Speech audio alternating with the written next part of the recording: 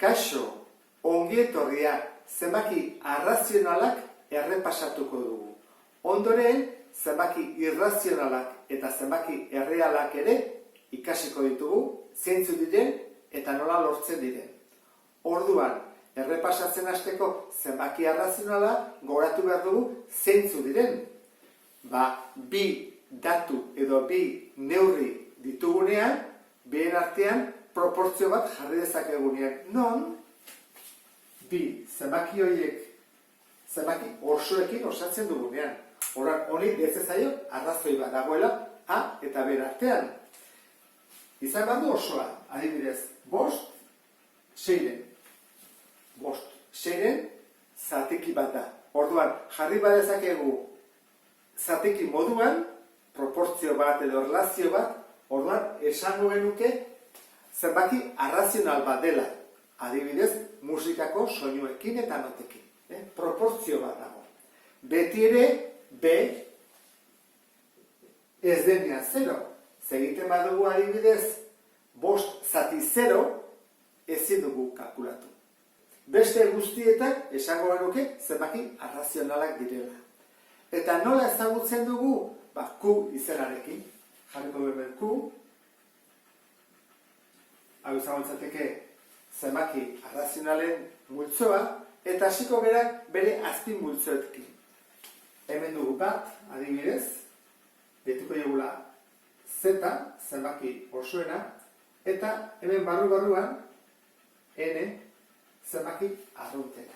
Horan, hortik hasiko gara. Zenbaki arrunten multzoari N izenez ezagutzen dugu, eta zeintzu dira horiek? Osoak direnak, hau bezala, eta batetik hasita. 1, 2, 3, 4, 5, 6, eta ez du mugarik. Beti aurkitu daitekelako zenbaki bat handiagoa. Naiz eta guk pentsatu oso zenbaki altua, beti lortu dezakegu handiago bat.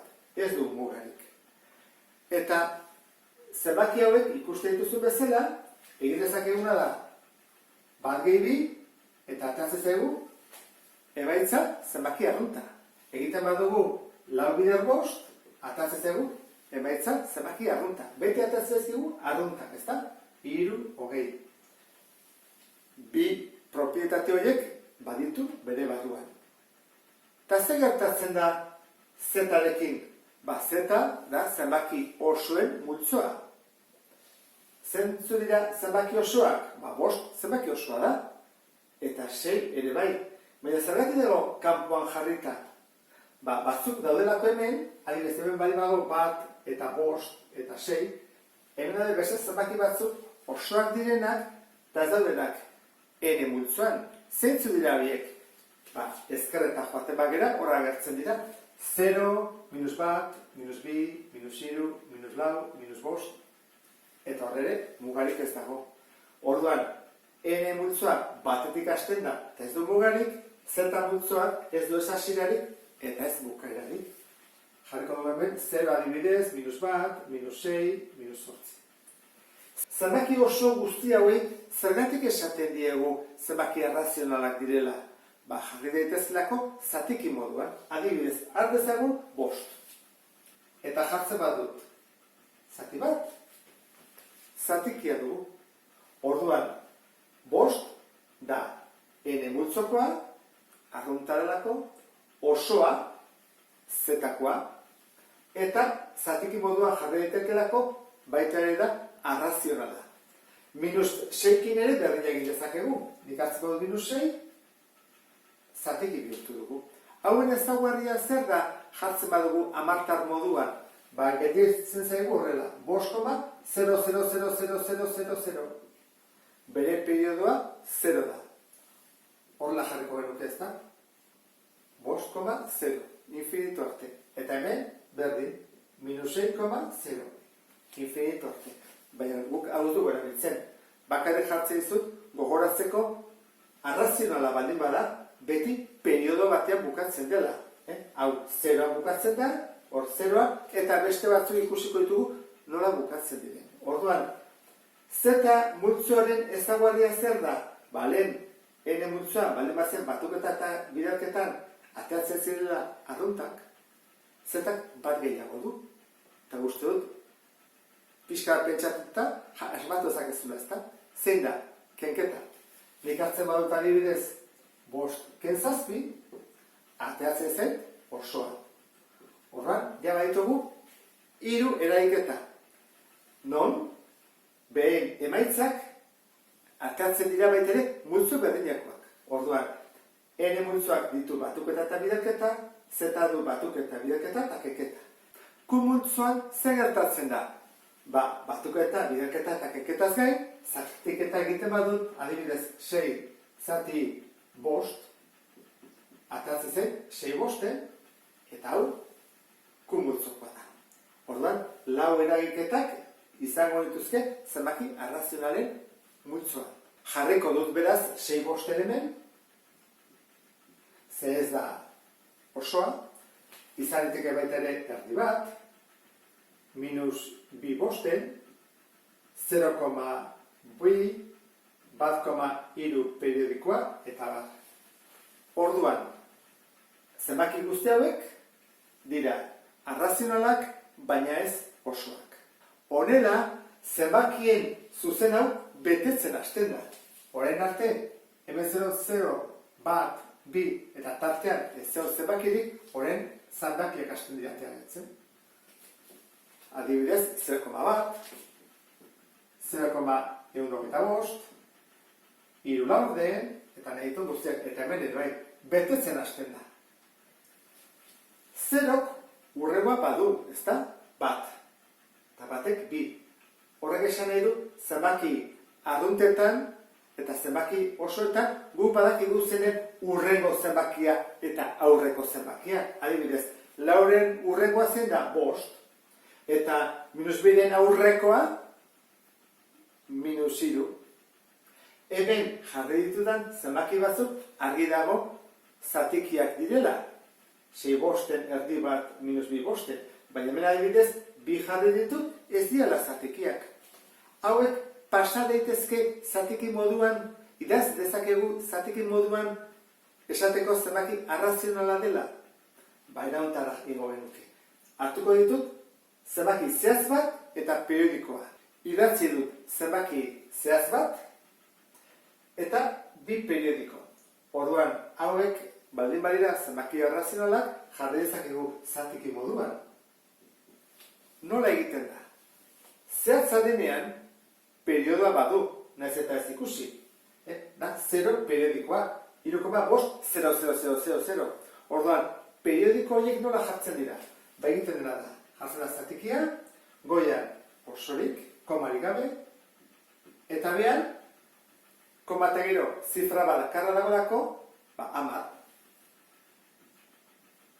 Hau simplifikatu bat duke. 2 zifra bali bada, zati 1. 3 bali bada, zati 1000. Hau, 10renak dira. Zer gertatzen da, periodoa dugunean. Ba egiten dena da, gogoratu zaitez. Jartzen dugu dena komarik gabe, 21. Kentzen dugu periodoan ez dagoena, periodoan ez dagoena zer da, 2. Eta orain, periodoaren baduan zifra bat dago, ez dugu jarriko 0a, jartzen dugu 9. Eta, gerituko ditzak gauke, 19. Hau orduan, zenbaki arrazional bada, ikusi dugu zatiki moduan jarri dezakegula, hau ere, zenbaki arrazional bat dela. Ikusi dugu, orduan, azkena. Jartzen dugu da 48, kendu behar dugu periodoan ez dagoena, 15 direla, eta izenatzaile bezala pixka bat zailagoa da. Zergatik, badugulako nahasia, ezta? Hau, periodoan dago eta hau ez dago. Orduan, periodoan dagoenak 9 eta ez badago 0a. Kekete eginez, 153 zati 80. Hau ere, zenbaki arrazional bada. Orduan, gure ematen bari dute edozen zenbaki 10, guk sortu dezakegu bere zatiki sortzailea. Nondik lortzen den zenbaki 10 hori. Edozein delarik. Zer gertatzen da? Zenbaki arrazionalen ezaugarria zein da periodo batean bukatzen dela. Orduan, adibidez, ni baldin badut izanatzaile bezala, zati bederatzi, ni badakit atako zaiten periodoa, eta kalkulagailuekin egiten badezu ikusiko duzu berehala, atatzen da periodo batean zifra bakarra, bat bakarra. Eta egiten baldin badut, zenbaki bat zati 11, atatzen da periodo bat, baina bi zifrakoa. Bitartean zati 7 egiten badut, edo zati 13, zer gertatzen da? Periodoa asko handiagoa atatzen dela, egin zazue, zenbaki bat hartu, eta egin zati 7, edo zati 13. Periodoa 6koa da, 6 ondar desberdin lortzen direlako. Bat, bi, hiru, lau, bost, 6 periodo. 6koa da. Orduan, honek zer esan nahi du? Zatiki bat baldin badugu, berdin zait, adibidez horrela jartzen badut, aterako zait. Zenbaki bat, hamartarra, periodoa duena. Eta ezpadu periodoak zesan nahi du, zehatza dela, bukatu iten dela, eta oteko horreak beti, 0 dela. Zenbaki arrazionalekin amaitzeko, ohar bat azaldu nahi dizut. Eta hau da, esan dugu lehen, zenbaki oso baten, edo arrunta baten urrengoa zein den badakigula. Adibidez, 5 urrengoa, badakigu zeitela. Eta urrekoa ere bai. Eta zer gertatzen da zenbaki arrazionalekin? Badakigu zein den urrengoa edo aurrekoa? Errepasatu ezagun. Pentsa ezagun aldera 0tik batera. Handitu egin dut, hobeto ikusteko. Eta 10 sarritan egin dut. Hau izango izateke, 2 hamarren. Eta hau, 3 hamarren. 2 hamarren urrengoa zein da? 3 hamarren? Hala iruditzen zaizu? Ingo dugu gauza bat. 2 batu. 5 hamarren. Eta batu ondoren, egin zati 2. 5 hamarren. Zati 2, goatzen zerazta. 5, 20. Bueno, ikusten duzun bezala, 5 20, izango zateke 0,25.